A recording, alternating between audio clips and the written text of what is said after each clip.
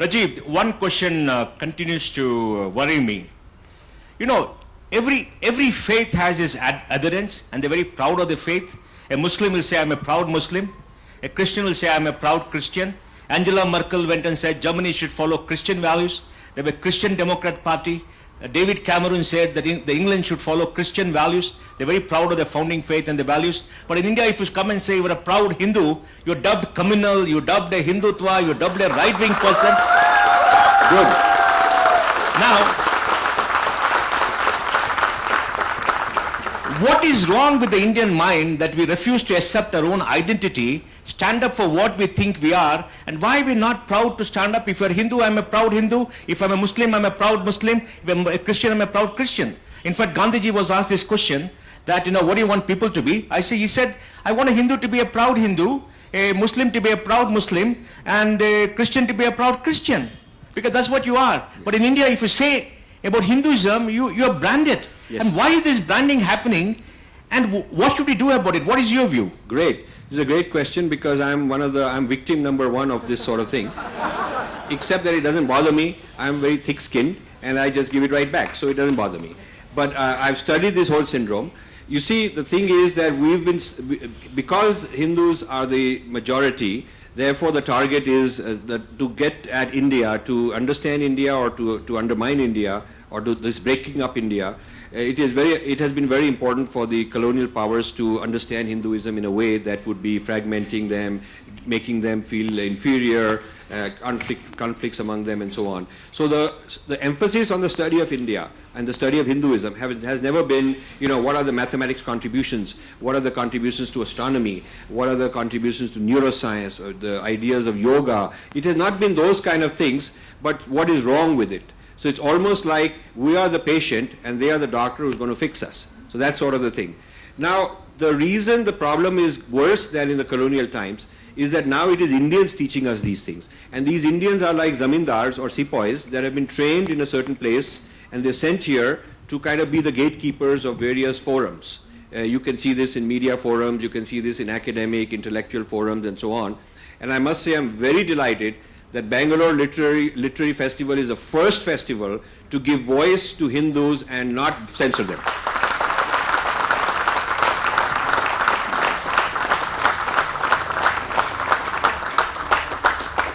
Because, all the voices should be allowed at the table.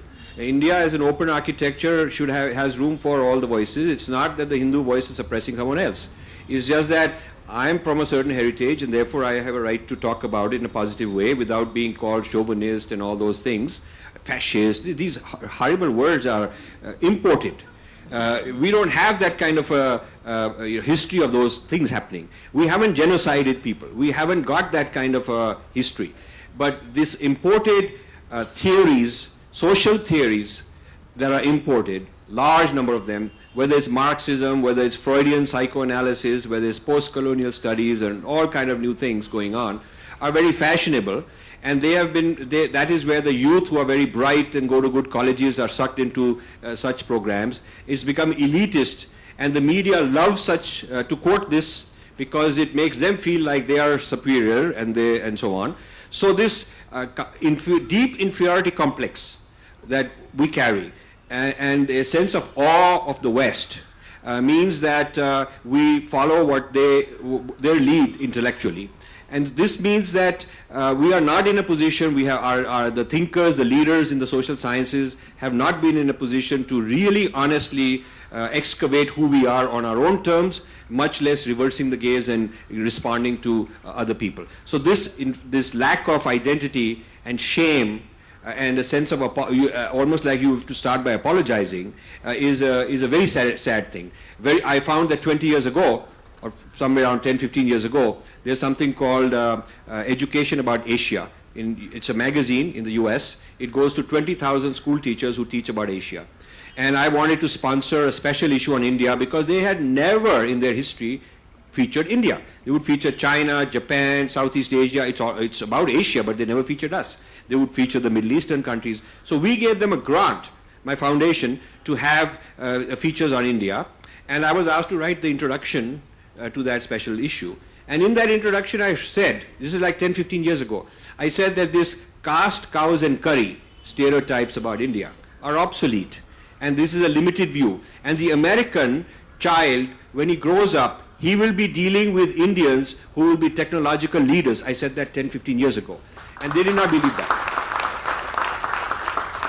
So I said that rather than being caste cow's curry image that you are teaching, you are handicapping the American because he will not know how to treat an Indian properly and compete. It is in the interest of the American side that you must understand the strengths and appreciate other civilizations, just like Americans appreciate themselves.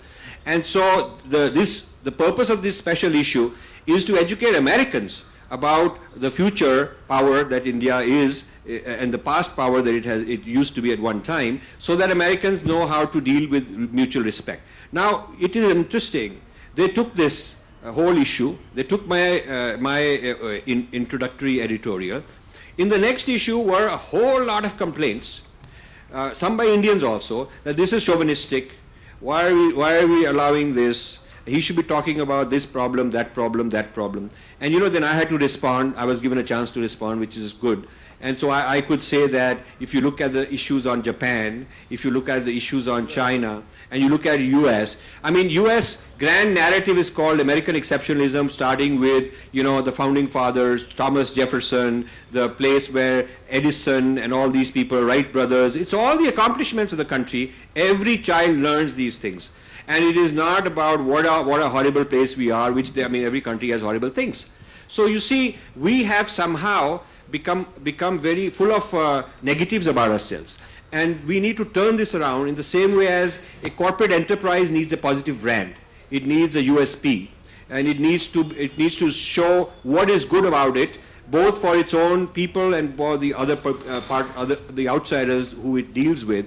And you cannot be successful in a competitive world if you are confused about what's good about you, or apologetic, or just very full of inferiority complex. So the control of the Indian narrative in the hands of intellectuals that are mixed up on this is a very dangerous national crisis.